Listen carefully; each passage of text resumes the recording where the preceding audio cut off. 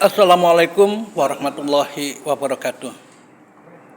Jumpa kembali dengan Tuan Guru Channel, channel yang menaburkan nilai-nilai rahmatan lil alamin untuk membangun dunia yang aman, damai, sentosa, penuh persahabatan dan persaudaraan antar umat manusia, ukhuwah basyariah. Di Jumat siang ini kami akan menyampaikan beberapa pesan untuk barangkali pesan berantai yang terkait dengan nilai-nilai atau kewaspadaan kita terhadap hal-hal yang perlu diperhatikan, terutama terkait dengan pengambilan keputusan di tingkat nasional. Nah, bagi Anda yang belum subscribe, silakan subscribe, klik like and share agar manfaat dari konten ini dapat tersebar lebih luas. Saudara, dua hal yang saya tangkap dari pesan ceramah Pak Amin Rais adalah waspada terhadap masjid diror dan waspada terhadap legitimasi LGBT. Karena ini kaitannya dengan masalah legitimasi atau pemilihan umum, tentu saja kaitan dengan legitimasi dari LGBT. Bagaimana kita bisa mencegah agar Senayan tidak menjadi markas pelangi. Itu yang mungkin perlu kami sampaikan, karena dari diskusi yang ada setelah pasca ceramah Pak Amin itu, bagaimana kita bisa mencegah legitimasi LGBT itu melalui tentu saja langkah-langkah legal ya, dengan hal seperti itu. Nah, oleh karena itu kita harus tahu juga kemungkinan koalisi mana yang akan bisa membawa goalnya LGBT yang juga sudah ditandatangani oleh Biden. Ya, Biden awal tahun ini sudah menandatangani perkawinan sejenis, mengesahkan perkawinan sejenis, dan itu juga Menteri Menhankamnya sudah juga datang ke Menhankam Prabowo, dan tentu saja kita perlu berhati-hati. Oleh karena itu kita perlu bagaimana bisa kita berbuat semampu kita untuk bisa mencegah legitimasi itu melalui tindakan konstitusional tentunya, yakni dengan tidak memilih yang kemungkinan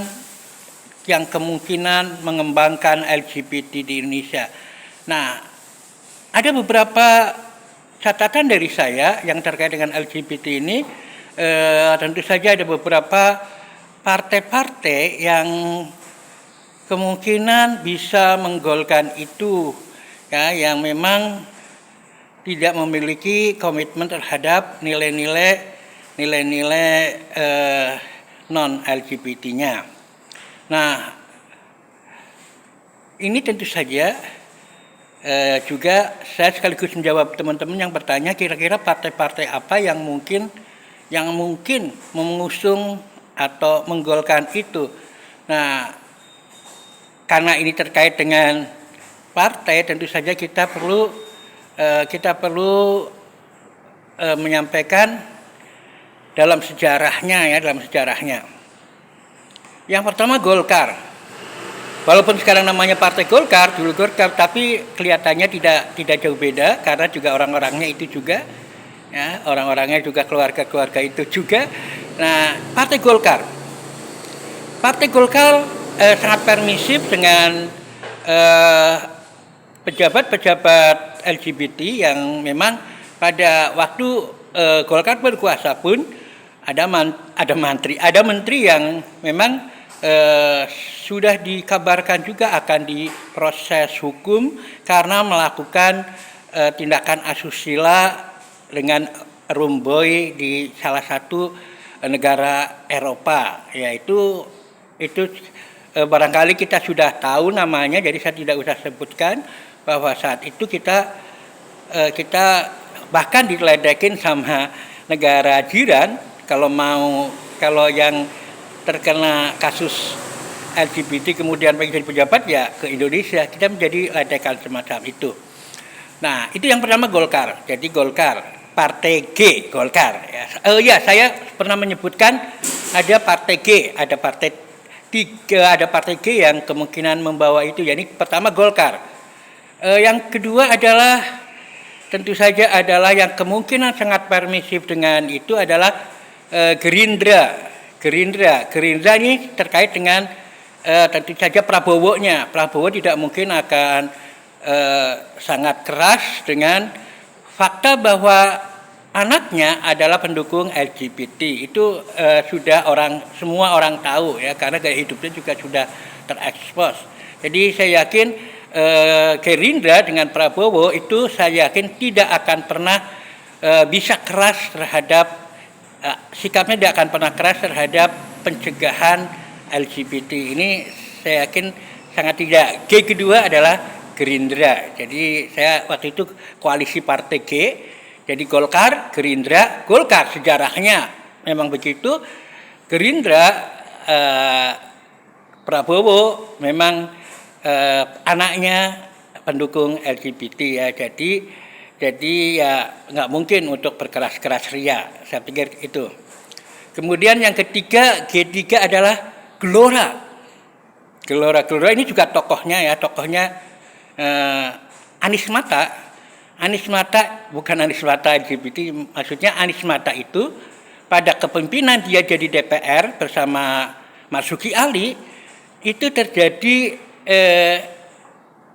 memang tajuknya sih belajar etika ke Yunani, tapi sebagian dari rombongan nyebrang ke Belanda untuk komparasi undang-undang kawin sejenis waktu sekitar 2011-12 waktu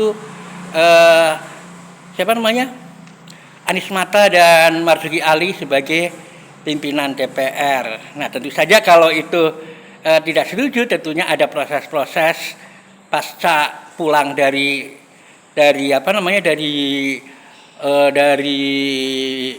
Belanda atau dari tur ke Yunani, mestinya ada proses-proses terkait dengan masalah itu. Tapi sampai sekarang kita tidak ada dengar proses bagaimana menghakimi orang-orang yang nyebrang dan fotonya ada di berbagai media. Nah, itu partai yang ketiga ya, Jadi ada 3 G yang mungkin mendukung LGBT ya, Golkar dalam sejarahnya memang terjadi. Yang kedua adalah Gerindra. Tentu saja kita melihat dari ini tentu saja berasumsi atau melihat kayaknya konsekuensi logisnya kalau Prabowo tidak mungkin untuk bersikap keras terhadap LGBT karena memang anaknya juga pendukung LGBT. Kemudian yang ketiga adalah Gelora. Gelora itu juga terkait dengan masalah pengalaman Anies Matanya, pimpinan dari Gelora saat ini yang memang membiarkan sebagian besar dari anggota DPR yang ke Yunani itu nyebrang ke Belanda. Nah, jadi itu 3G yang satu grup ya, Gerindra, Golkar, dan Gelora. Itu partai G yang grup yang kemungkinan mendukung LGBT. Kemudian selain itu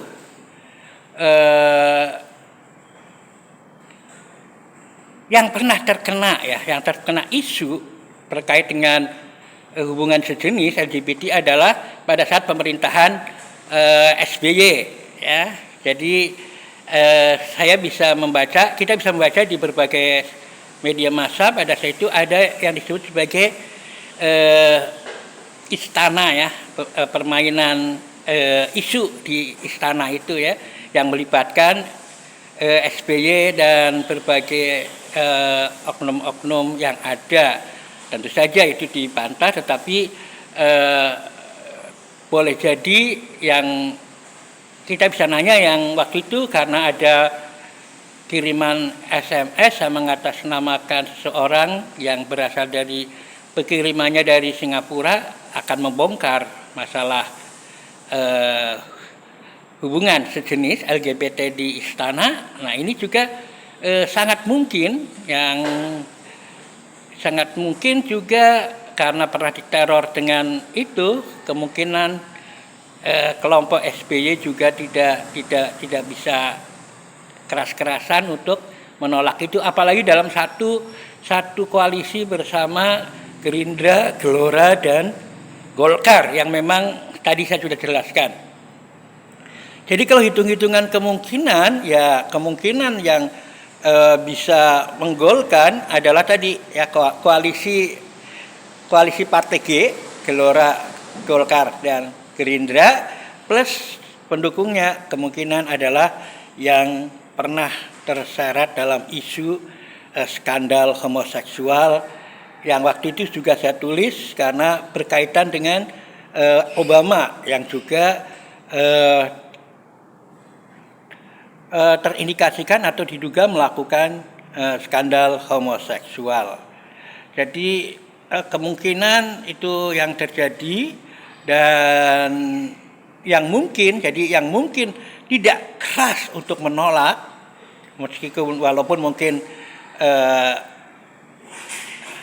tidak menerima terang-terangan, yang mungkin tidak menolak terang-terangan adalah tadi ya. Jadi kalau saya melanjutkan apa yang diwanti-wanti oleh Pak Amin tentang legitimasi LGBT, saya kelihatannya kelompok itu yang bisa menggolkan dari LGBT. Namun bagaimanapun juga ketika kita mau milih, jangan lupa berdoa, istikharah agar kita memilih yang terbaik. Jangan asal milih.